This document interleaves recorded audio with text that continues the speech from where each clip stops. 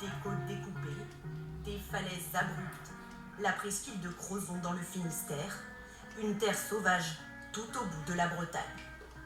Avec ses plages aux eaux translucides, elle accueille de plus en plus de visiteurs. À la pointe de Saint-Ernotte, l'une d'entre elles retient particulièrement l'attention. La plage de l'Île Vierge, classée depuis plusieurs années parmi les plus belles d'Europe. Rien d'étonnant, tant ces eaux turquoises donnent à l'endroit un air de paradis. La crique est depuis devenue célèbre sur Internet. Impossible désormais de passer par là sans prendre une photo depuis le sentier. La plage cachée de l'Île Vierge est devenue star des réseaux sociaux. De quoi étonner Didier Cadieu, gardien du littoral de la commune. C'est un peu notre petit coin secret en quelque sorte.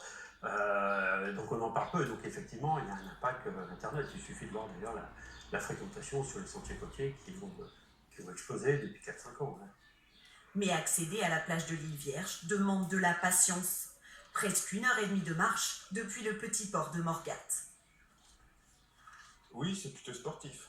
En tout cas, il faut avoir de bonnes chaussures. Et voilà, mais je crois que les endroits rares se méritent aussi. Il y a qu'en marchant où on voit des sites merveilleux.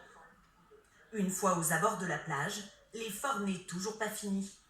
Pour y poser leurs serviettes, les plus téméraires doivent affronter une descente à flanc de falaise, un peu périlleuse, à réserver aux sportifs prudents. Mais à l'arrivée, la récompense attend les marcheurs, une baignade dans les eaux turquoises de la crique.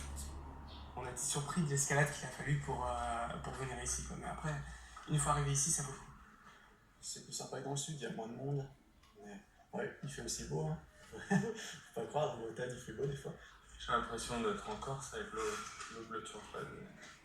C'était pour montrer à mon ami un peu qu'en Bretagne, il n'y avait pas que les endroits un peu gris, tout ça. On pouvait aussi trouver du ciel bleu.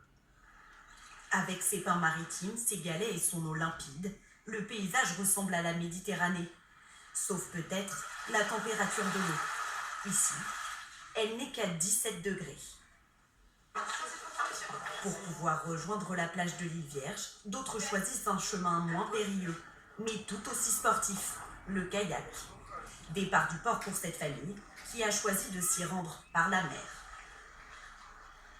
J'avais déjà fait à pied, je peux faire largement au kayak parce que voilà, il fait beau, la mer est vite, du coup, c'est beaucoup plus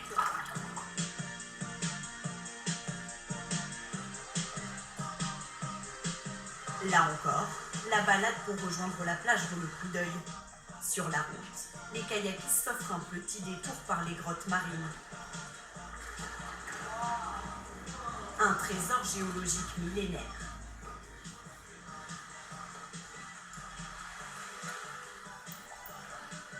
Puis après 1 heure de navigation, l'île Vierge apparaît enfin. Une chose est sûre, de la terre ou de la mer, le tableau qui se dresse laisse bouche bée. Et ici, je sais que c'est le paradis, du coup j'adore venir. Malgré sa notoriété, la plage de l'île Vierge reste encore un coin de paradis difficile d'accès, une carte postale qu'il faut mériter.